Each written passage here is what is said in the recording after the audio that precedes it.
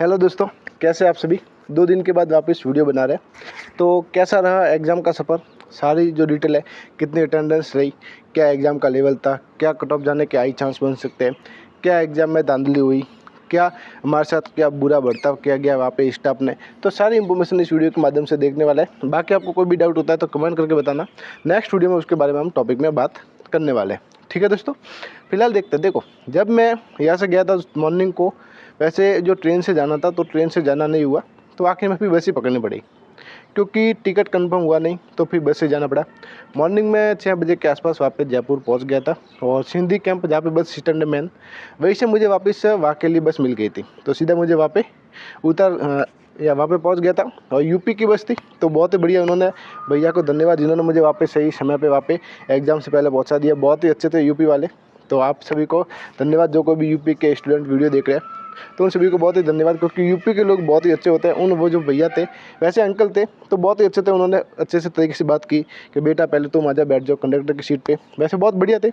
और बाकी आगे देखते हैं। जैसे ही एग्ज़ाम सेंटर पे पहुँचे तो आगे जो मैंने आपको वीडियो अपलोड किए थे कि एग्ज़ाम सेंटर जाने तक जो प्रॉब्लम थी, वहाँ पे कोई जाने की सही व्यवस्था नहीं थी। बारिश की वजह से सब जगह कीचड़ विचड़ फैला हुआ था, सारी गंदगी थी, पानी वानी था, तो जाने में थोड़ी दिक्कत हुई थी। एग्ज़ाम सेंटर जैसे पहुँचे तो अंदर बहुत ही बढ़िया माहौल था, बैठने की व्यवस्था थी और आपके जो बैग वगैरह रखने की वो व्यवस्था थी। बाकी आपके जो बैग वगैरह वो आपके सीसीटीवी की निगरानी में रखने को मिले थे और बाकी सब आपके बैग वगैरह सब सेफ थे, कोई दिक्कत नहीं थी। फिर आखिर में फिर आपके एग्ज़ाम स्टार्ट हो जाते हैं। सबसे पहले मैट्रिकुलेशन का एग्ज़ाम आपके स्टार्ट हो जाता है। तो देखो, मैट्रिकुलेशन का एग्ज़ाम स्टार्ट होने के बाद वैसे स्टाफ भी बहुत बढ़िया थे वहाँ पे। जयपुर इंटरनेशनल कॉलेज, आनंद इंटरनेशनल कॉलेज आपके कानोटा आगरा रोड पे स्थित है। तो जहाँ पे आपके एग्ज़ाम सेंटर था। तो मैट्रिकुलेशन में जो आपके एग्ज़ाम का लेवल था बहुत ही ईजी था, यानी कि आप 90 प्लस आप अटैम्प्ट कर सकते थे, 90 प्लस या फिर 95 अटैम्प्ट।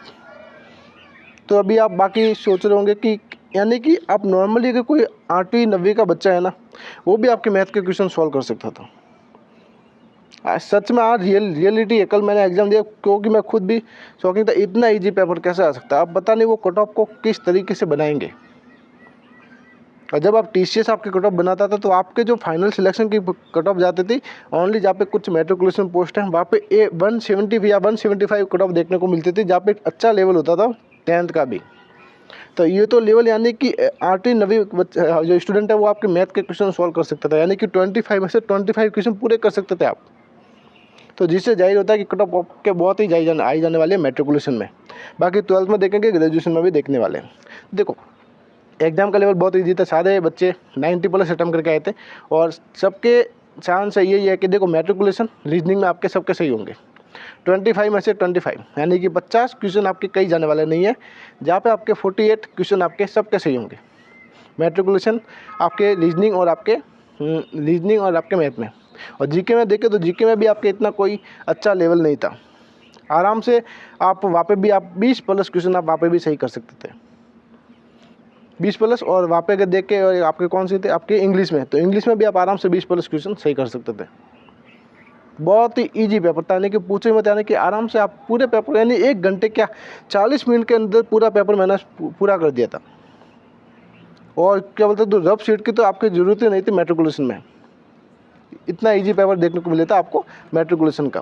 तो उसके बाद देखो, लास्ट में जब एग्ज़ाम समाप्त हुआ था तो वहाँ पे कुछ 5 मिनट के लिए सर्वर थोड़ा इशू हो गया था, यानी कि माउस वगैरह सबके काम करना बंद हो गया था। तो वो कुछ 1-2 मिनट के लिए, उससे ज़्यादा नहीं था, बाकी प्रॉब्लम ठीक हो गई थी। उसके बाद एग्ज़ाम समाप्त हो गया था, फिर वापस बाहर आए, फिर वापस बैठे कुछ 1-2 घंटे के लिए। वापस आपके 12th का एग्ज़ाम स्टार्ट हुआ। तो 12th का लेवल थोड़ा 10th के लेवल से थोड़ा ऊपर था, जिसमें भी आप मैथ में तो लगभग आप क्वेश्चन सारे कर सकते थे 22 के आसपास प्लस। 22 प्लस तो आप वहाँ पे मैथ में कर सकते थे और 25 आप रीजनिंग में पूरे कर सकते थे। रीजनिंग में भी आप 25 आप रीजनिंग में भी 12th में कर सकते थे। ऐसा नहीं है कि आप नहीं कर सकते। बाकी अगर जीके में देखें तो जीके में थोड़ा आपके टफ था, वहाँ पे 17 प्लस के आसपास आप जीके में भी कर सकते थे 12th लेवल में। और इंग्लिश में देखें तो इंग्लिश में भी आप आराम से 70 यानी कि क्या 18 के आसपास आप वहाँ पे भी अटैम्प्ट कर सकते थे। तो यानी कि वहाँ भी जो अटैम्प्ट रहा है मेरा 83 के आसपास रहा है 12th लेवल में। और ग्रेजुएशन में मैट्रिकुलेशन में मेरा 90 प्लस अटैम्प्ट रहा है। देखते हैं क्या होता है, बाकी रिजल्ट आएगा तब पता चलेगा। और देखो, वहाँ पे वापस 12th का एग्ज़ाम हुआ तो वो भी अच्छे से हुआ और वहाँ के स्टाफ भी बहुत ही बढ़िया थे। किसी ने ऐसा कुछ बर्ताव नहीं किया जिससे किसी स्टूडेंट को परेशानी हो। ऐसा कुछ जैसे टीसीएस में से कुछ होता था कि आपको धमकी दी जाती थी, बार बार बैठो मत, चिल्लाओ मत वगैरह, कुछ भी बातें मत करो। तो वहाँ पे ऐसा कुछ भी नहीं था, आराम से लोग बात कर सकते थे, यानी कि नकल वगैरह नहीं। यानी कि एग्ज़ाम से पहले जब आपका एग्ज़ाम स्टार्ट होना था उससे पहले आप अपनी बातें कर सकते थे अपने दोस्तों के साथ, वो वगैरह। फिर आपका एग्ज़ाम स्टार्ट हुआ और तो 12th का एग्ज़ाम समाप्त हो गया और वहाँ पे कुछ जैसे यूट्यूब पे कह रहे थे कि धांधली वगैरह हो रही है, तो वहाँ पे ऐसा कुछ भी देखने को नहीं मिला। प्रॉपर तरीके से स्टूडेंट आए, प्रॉपर तरीके से स्टूडेंट को चेक किया गया। प्रॉपर जो आपके डिटेक्टर होते हैं, जो आपके क्या बोलते हैं मेटल वगैरह चेक करने के, उसे प्रॉपर चेक किया गया। बाकी सारी इंक्वायरी एकदम सही तरीके से की गई। एग्ज़ाम सेंटर में आपके सभी स्टूडेंट को बैठाया गया और धांधली वगैरह ऐसा कुछ अभी तक कुछ सुनने को नहीं मिला। बाकी पूरी अपडेट सही थी। जैसा आपके दूसरे जो एग्ज़ाम सेंटर पर हो रहा है वैसा यहाँ पे जयपुर में ऐसा देखने को नहीं मिला है। ठीक है दोस्तों। उसके बाद ग्रेजुएशन का एग्ज़ाम हुआ मॉर्निंग में, शाम को आपके 5 बजे। तो वहाँ पे स्टार्टिंग में थोड़ा सा ये इशू हो गया कि वहाँ पे जो अटेंडेंस है वो आपके यानी कि फिगर आपके कैप्चर नहीं कर रहा था, तो वहाँ पे लगभग आधा घंटा वेट करना पड़ा था हमको। उसके बाद आप फाइनली आपके सबमिट हो गया था। उसके बाद आपके एग्ज़ाम स्टार्ट हो गया था। एग्ज़ाम भी अच्छे से हुआ। पर ग्रेजुएशन का लेवल अगर देखें तो बहुत ही टफ था यार। जहाँ पे बात कर सकते हैं यानी कि जीके में भी आपके जैसे 1 2 3 पॉइंट है, तो उनमें से आपको बताना कि कौन सा पॉइंट सही है, क्या केवल 1 सही है, केवल 2 सही है, या फिर केवल 3 सही है, या फिर तीनों सही है। तो इस तरीके से लगभग जीके में सभी क्वेश्चन थे आपके। जीके में मोस्टली आपके देखें तो 15+ क्वेश्चन आपके ऐसे ही थे। तो वो वहाँ पे लगता है कि आपके जीके में अटैम्प्ट बहुत ही कम रहेगा और जीके में कट ऑफ आपके बहुत ही कम जाने के चांस मिलेंगे। उसके बाद इंग्लिश में भी थोड़ा वैसे ठीक ही था। वहाँ पे भी आप 15+ आप आराम से कर सकते थे। रीजनिंग में भी थोड़ा लेवल अच्छा था क्योंकि वहाँ पे भी थोड़ा कैलकुलेटिव और आप कैलकुलेटिव थी और मैथ भी ज़्यादा कैलकुलेटिव थी, जिसमें आप सीधा सीधा उत्तर नहीं निकाल सकते, पॉइंटों में आपको उत्तर निकालने की ज़रूरत थी। तो मैथ जीके और आपके थोड़ी रीजनिंग, मैथ और जीके बहुत टफ था। यानी कि आराम से यानी कि आप क्वेश्चन नहीं कर सकते, यानी कि मोस्टली आप 7 या 8 क्वेश्चन अगर आप तैयारी कर रहे हैं और आप एग्ज़ाम देने गए तो मोस्टली आप 7 या 8 क्वेश्चन आपके इजीली हो गए होंगे। बाकी जो आपके क्वेश्चन है उसमें आपको टाइम लगा होगा, जिसे 1 घंटे में सॉल्व करना पॉसिबल नहीं है।